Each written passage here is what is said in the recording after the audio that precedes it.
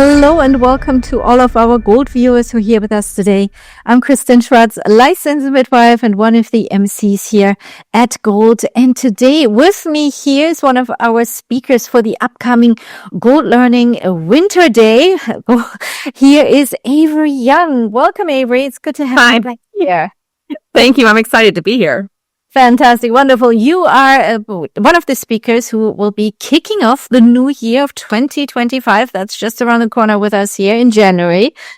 And you have a fantastic presentation for us coming up. And the title of it is Strategies for Overcoming Latching Refusal, a Parent-Centered Approach.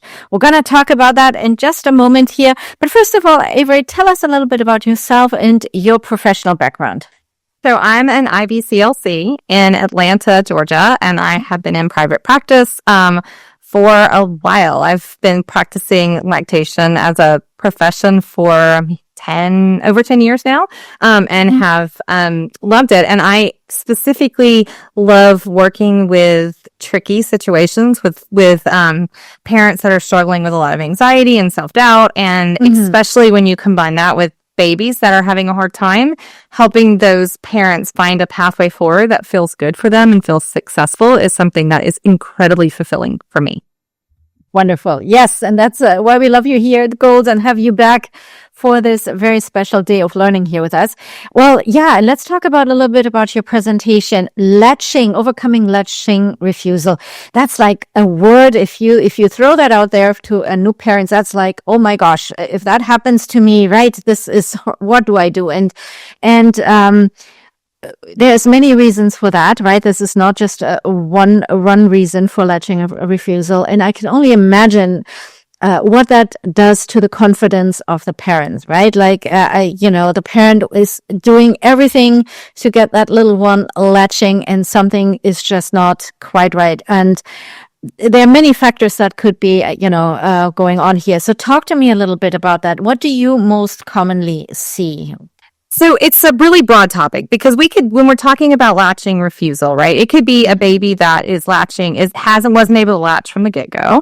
It could be a baby that started latching and then had problems early on, or it could be a baby that was feeding very well and then abruptly or seemingly abruptly they stopped latching, and then that is incredibly difficult. And it doesn't really matter which category that falls in. All of those come with a lot of incredibly difficult emotions for a parent to sit with, to deal with. And it's important to kind of distinguish those out because how you go forward in supporting them is a little bit different depending on why it is that they weren't able to latch or why it is that latching became challenging for them, too hard for them in moving forward.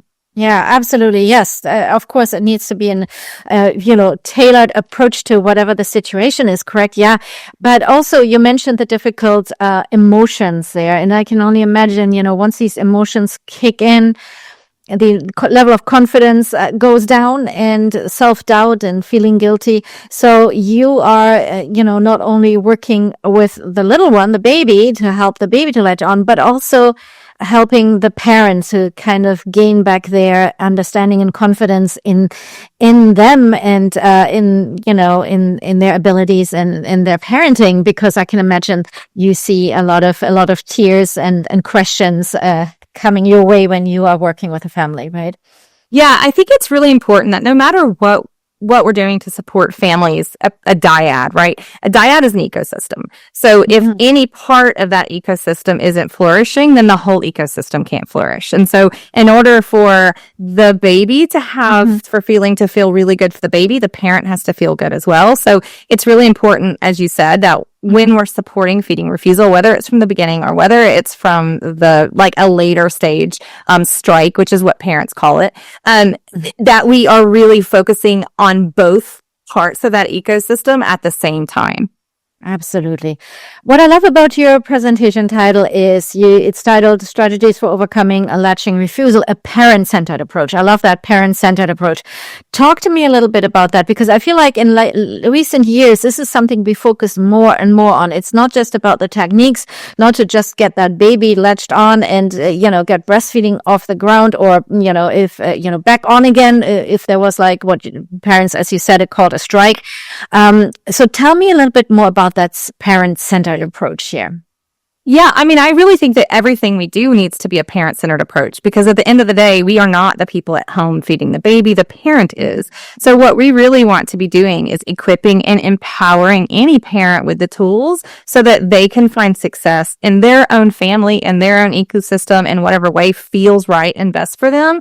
So all things should have a parent-centered approach, but it's incredibly important, specifically with feeding refusal, because it is incredibly emotionally heavy for a parent to go through a place where they cannot feed their baby. There's so many layers of really significant emotions that the parents are going through. So it's a parent-centered approach really isn't just doing like the tricks that we know to kind of help a baby latch, but really giving that family a support system so that the parent really understands what's going on and that they are able to be as equally of an active participant in the process. Because when you work with a parent, now we can start brainstorming together, right? It's not me telling the parent what to do. It's me collaborating with the parent so that we can expand our creativity and our options exponentially, because parents are so creative and they're so motivated that when we come from a parent-centered approach, it just kind of gives us tools that we wouldn't even have by ourselves.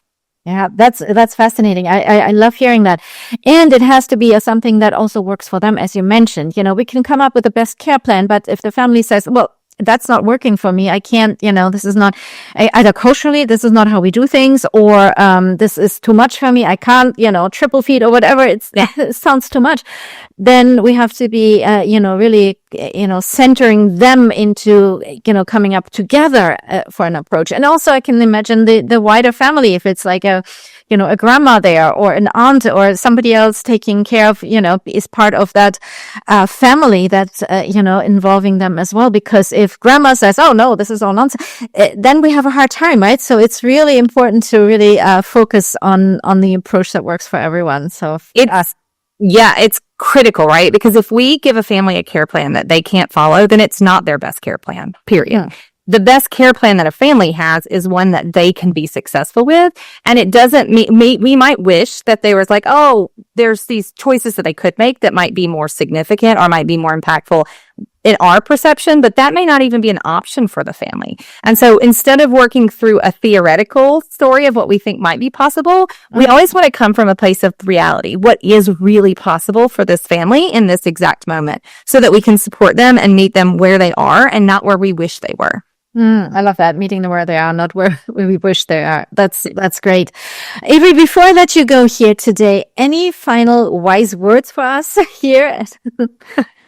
That's a good question. I think that for me, I love coming to these conferences. I'm excited to listen to everybody else to grow and learn and practice, because just like when we work from a parent-centered approach, as professionals, we also need a us-centered approach when we learn too, right? Because there isn't a right or wrong way to do anything. There's just alternate ways that we get to practice with and learn and explore and experiment to see what works best for us and our families in the specific situation where we are. So I think all of it's really an individual-centered approach, right? So that we can all kind of tailor what we need to help everybody grow and thrive. Wonderful. Thank you so very much, Avery Young, for being here today, sitting down here with me and chatting about the wonderful work you do with families and also about the presentation. It has been a pleasure hosting you here today. Thank you for having me. And now some information for our viewers. This is part of our Gold Learning Day, Winter Learning Day. We're kicking this year off strong in 2025. You can find out more about Avery's presentation and the other presentations in that Learning Day by going to goldlearning.com to find out more information and where to sign up for the Day of Learning. Thank you, everyone, for watching and participating here with us today. Have a lovely rest of your day, everyone. Bye-bye.